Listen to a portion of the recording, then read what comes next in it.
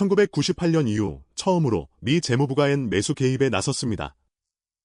30년 만에 미일 공조 개입, 그 배경과 실효성, 그리고 원달러 시장에 대한 함의를 정리해드립니다.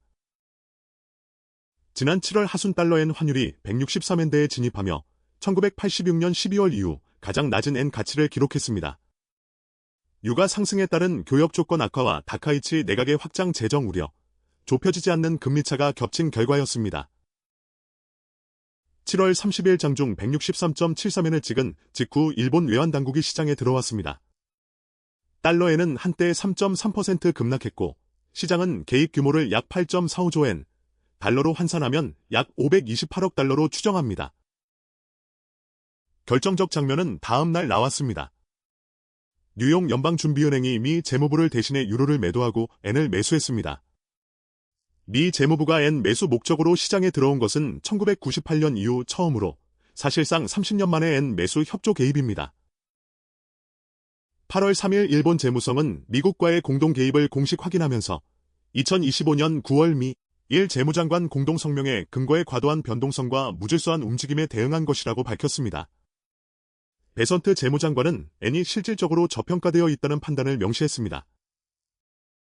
실제 데이터로 그려보면 2022년 이후 6차례 개입이 모두 달러엔이 급등한 직후에 들어왔다는 공통점이 보입니다. 일본 단독 개입은 외화 보유액이라는 유한한 실탄에 의존합니다. 하지만 미 재무부의 환율안 정기금과 뉴욕 연준의 조달 능력이 붙으면 시장은 개입의 상한을 계산할 수 없게 됩니다. 이번 조치의 실질적 효과는 규모가 아니라 이 계산 불가능성에 있습니다. 연준은 정책금리를 3.50에서 3.75%로 유지했고 일본은행은 6월 인상으로 1995년 9월 이후 최고인 1%까지 올렸지만 격차는 여전히 2.625%포인트입니다. 파생상품 시장은 일본은행의 9월 인상 확률을 약 40%로 반영하고 있습니다. 미일 2년 금리차와 달러엔을 겹쳐보면 금리차가 벌어지는 국면에서 엔 약세가 함께 진행되어 온 흐름이 뚜렷합니다. 그러나 개입은 가격의 속도를 조절할 뿐 방향을 바꾸지 못합니다. 2022년과 2024년 사례 모두 금리차가 유지되는 한 3개월 안에 정고점을 되찾았고 추세가 실제로 꺾인 것은 일본은행의 정책 전환이 뒤따랐을 때뿐이었습니다. 실제로 국면별 반감기를 계산해보면 정책 변경이 동반된 국면이 반드시 더 오래가지는 않았습니다. 표본이 4개뿐이라 단정할 수는 없지만 반감기는 일본은행의 신호보다 그 시점의 전반적인 달러 사이클에 더 좌우됐을 가능성을 보여줍니다. 향후 3개월에서 6개월 달러엔의 실질적 분기점은 개입 규모가 아니라 9월 16일 연방공개시장위원회와 9월 18일 일본은행 회의입니다.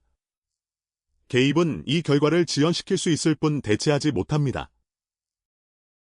기준 시나리오는 152엔에서 160엔 사이에 관리된 박스권으로 확률 45%입니다. 일본은행이 9월에 인상하고 연준이 동결하면 145엔에서 152엔으로 강세 전환하고 반대로 연준이 인상하고 일본은행이 정체하면 160엔을 넘어 168엔까지 약세가 재개될 수 있습니다. 금리차 시나리오를 몬테카를로로 돌려보면 동결 시 약 156엔, 일본은행이 추가로 인상하면 143엔대, 반대로 연준이 인상하면 171엔대까지 갈리는 것으로 나타납니다. 개입이 엔 강세를 유발해도 가장 먼저 반응하는 것은 엔을 조달통화로 삼는 레버리지 포지션이지만 그 반응은 흔히 예상되는 즉각적 청산으로 나타나지 않습니다. 캐리의 수익은 선형으로 쌓이고 손실은 점프로 오는 전형적인 변동성 매도 구조이기 때문입니다. 금리차를 변동성으로 나눈 캐리의 위험조정 매력도는 개입이 있을 때마다 뚜렷이 낮아지는 패턴을 보입니다. 캐리를 청산으로 몰아가는 것은 가격이 아니라 이 매력도의 훼손입니다. 급성 청산의 필요 조건은 일본은행 인상과 연준의 인상 기대 후퇴가 동시에 성립하는 경우입니다. 현재 매파적 구도를 감안하면 이 조합의 확률은 25에서 30% 수준이지만 낮다고 무시할 수는 없습니다. 발생하면 원화와 코스피가 동시에 타격받습니다. 포지션 밀집도와 변동성, 금리차 모멘텀을 합성한 청산위험 스코어는 2024년 8월에 표본 내 최고치를 찍었고 현재는 그보다 낮은 수준입니다.